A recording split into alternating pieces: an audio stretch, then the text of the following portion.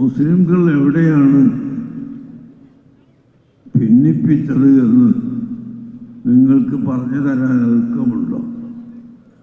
ഞാൻ ചോദിക്കുന്നു. ഇന്ത്യ രാജ്യത്തെ ഈ വൈദേശികരുടെ കയ്യിൽ നിന്ന് പിടിച്ചെടുക്കുന്നതിൽ മുസ്ലിം സമുദായത്തിൻ്റെ പങ്ക് എത്രയധികം ഉണ്ടായിരുന്നു എന്നത് മറച്ചുവെക്കാൻ ആർക്കാണ് കഴിയുക?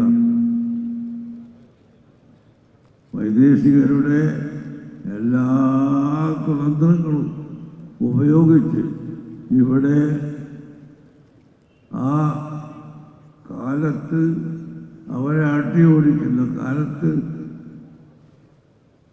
നടന്ന എല്ലാ വെടിവെപ്പിലും എല്ലാ യുദ്ധങ്ങളിലും എല്ലാ അക്രമങ്ങളിലും മുസ്ലിംകളെ നോക്കിപ്പിടിച്ച് കൊല്ലുകയായിരുന്നല്ലോ ബ്രിട്ടീഷുകാരൻ.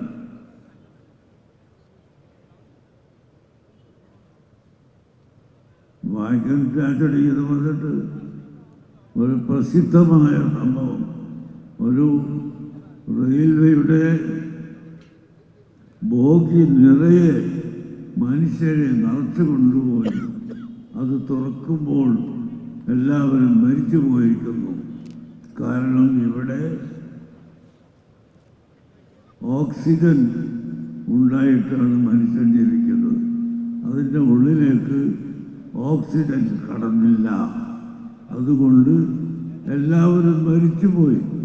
ആ മരിച്ചുപോയ കൂട്ടത്തിൽ മുസ്ലിം അല്ലാത്തവർ എത്രയുണ്ടായിരുന്നു എന്ന് നാം അന്വേഷിക്കുമ്പോൾ നമുക്ക് മനസ്സിലാക്കാം, 1% പോലും മുസ്ലിം അല്ലാത്തവർ അതിലുണ്ടായിരുന്നില്ല. മുസ്ലിംകളെ മാത്രമാണ് ഈ ബ്രിട്ടീഷുകാരൻ പിടിച്ചു കൊണ്ടുപോയി ബോഗിയിലിട്ട് ശ്വാസം മുട്ടിച്ച് കൊന്നത് എന്ന്. എന്നാൽ മുസ്ലിംകൾ അതിൽ നിന്ന് പിന്മാറുന്നു. അതൊരിക്കലും പിന്മാറുന്ന പ്രശ്നം ഇവിടെയില്ല. തീർച്ചയായും മുസ്ലിം സമുദായം രാജ്യത്തിന് വേണ്ടി ഏതു കാലവും പ്രവർത്തിച്ചിട്ടുണ്ട്, ഇപ്പോഴും പ്രവർത്തിക്കുന്നുണ്ട്, എല്ലാ കാലവും ഇവിടെ പ്രവർത്തിക്കുകയും ചെയ്യും. ഒരിക്കലും മുസ്ലിം സമുദായം ഇവിടെ മറ്റ് മതസ്ഥരുമായി ഭിന്നിപ്പുണ്ടാക്കാനോ മറ്റ് മതസ്ഥരെ അടിച്ചമർത്താനോ ശ്രമിക്കുകയോ പ്രഖ്യാപിക്കുകയോ അധ്വാനിക്കുകയോ ചെയ്തിട്ടില്ല എന്നത് ഒരു യാഥാർത്ഥ്യമല്ലേ? ചിന്തിക്കുന്ന എല്ലാ ജനങ്ങൾക്കും ഇന്ന് പല ഓഫീസുകളിലും ഒരു അപേക്ഷ കൊണ്ടുപോയി കൊടുത്താൽ ഉടനെ നോക്കുന്നത് ആരാണ് ഇതിൻ്റെ അപേക്ഷകൾ എന്ന് നോക്കി അവിടെ മുസ്ലിമാണ് എന്ന് കണ്ടാൽ അത് തൽക്കാലം ഒരു ഭാഗത്തേക്ക് മാറ്റിവെച്ച് രണ്ടാമത്തത് ഫയൽ എടുത്ത് അത് പാസാക്കി കൊടുക്കുകയും മുസ്ലിമിൻ്റെ അപേക്ഷയും മുസ്ലിമിൻ്റെ പ്രവർത്തനവും അത് പുറകോട്ട് തള്ളിവിടുകയും ചെയ്യുന്നൊരവസ്ഥ ഇത് പല സ്ഥലങ്ങളിലും കാണപ്പെടുന്നുണ്ട്. ഞങ്ങൾക്ക് ചോദിക്കാറുള്ളത്, അങ്ങനെ ഞെരുക്കിയത് കൊണ്ട് മുസ്ലിം സമുദായം ഇസ്ലാമിൽ നിന്ന് മടങ്ങുമെന്നാണോ ഈ കൂട്ടരൊക്കെ ധരിക്കുന്നത്?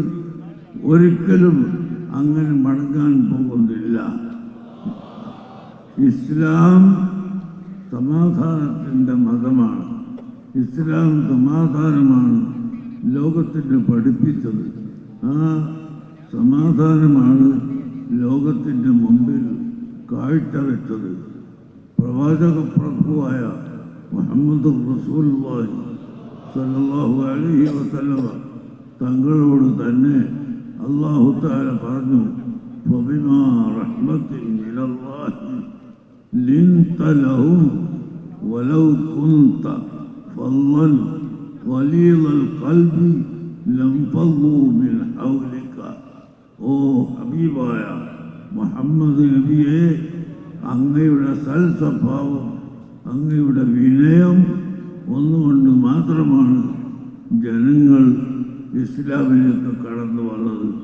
മറിച്ച് തങ്ങൾ ഒരു ഭീകരനോ തീവ്രവാദിയോ പരിപരുത്ത സ്വഭാവിയോ ആയിരുന്നു എങ്കിൽ ലംഫൂബിൽ അവരിക്ക എല്ലാവരും തങ്ങളെ വിട്ടുപോകുമായിരുന്നു.